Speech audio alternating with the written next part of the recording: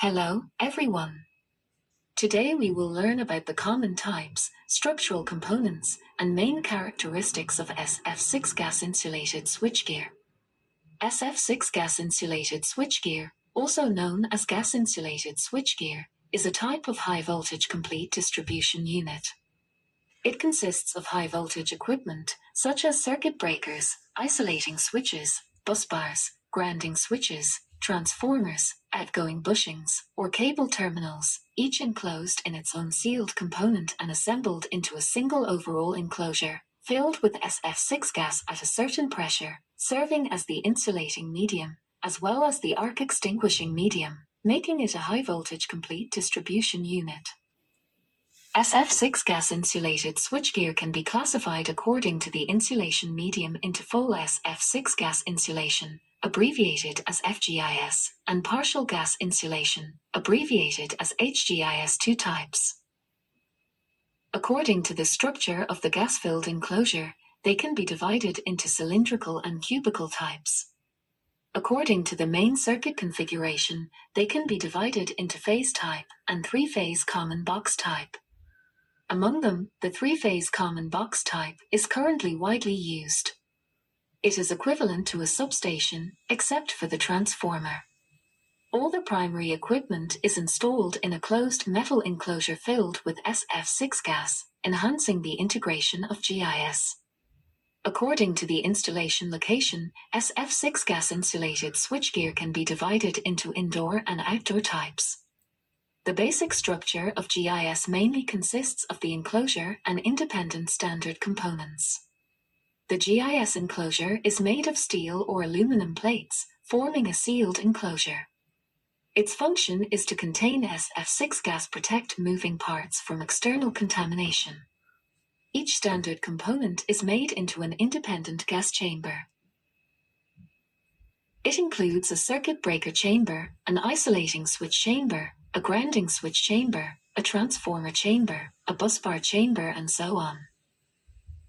Additional transition components can be adapted to different main wiring requirements, forming a complete distribution unit.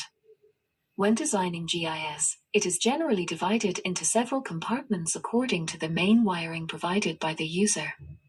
Each compartment can be subdivided into several gas chambers or gas isolations.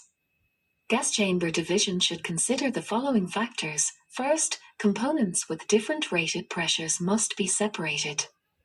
For example, the rated pressure of the circuit breaker is often higher than that of other components. It should be separated from other gas chambers. Second, it should facilitate operation, maintenance, and repair. When a fault occurs and requires repair, the power outage range should be limited to a bus section or a line as much as possible. Therefore, the main busbar and the standby busbar should be separated into different gas chambers. The main busbar and the isolating switch on the main busbar side should be separated. When there are many compartments, the main busbar should be divided into several gas chambers. Voltage transformers and arresters should have separate gas chambers. The cable terminal should have a separate gas chamber, but can be connected to other components through valves to facilitate flexible control as needed. Third, the volume of the gas chamber should be reasonably determined. The upper limit of the gas chamber volume is determined by the volume of the gas recovery device. This means that during installation or repair of the equipment, the gas in the chamber must be handled within the specified time. The lower limit mainly depends on the pressure rise during internal arc faults. The pressure rise must not cause the enclosure to explode. Fourth, components that produce arc decomposition products should be separated from components that do not produce arc decomposition products. Compared with conventional equipment, SF6 gas-insulated switchgear has obvious advantages, which are mainly reflected in the following aspects: high reliability. Because the live parts are completely sealed in inert SF6 gas, they do not come into contact with the outside and are not affected by the external environment, greatly improving operational reliability. Second, high safety. Because the live parts are sealed in a grounded metal enclosure, achieving a shielding effect. At the same time, SF6 gas has a very high insulation strength, thus reducing the risk of electric shock. Additionally, SF6 gas is a non-flammable gas, so there is no fire hazard.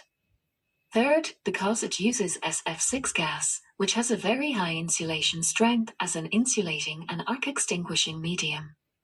The minimum safe clearance between electrical equipment and between equipment and the ground is reduced. This significantly reduces the footprint and space of the substation. Fourth, due to miniaturization. It can be assembled and tested in the factory after passing the tests and delivered to the site in the form of units or compartments. This shortens the on-site installation period and improves reliability. Fifth, easy maintenance. Long maintenance intervals.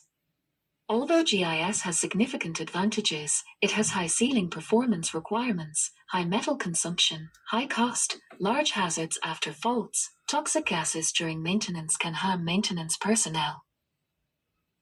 Considering its characteristics, GIS is widely used in areas with limited space, such as urban substations, high-altitude areas, high seismic intensity areas, or harsh environmental conditions, such as heavy pollution and severe industrial pollution areas.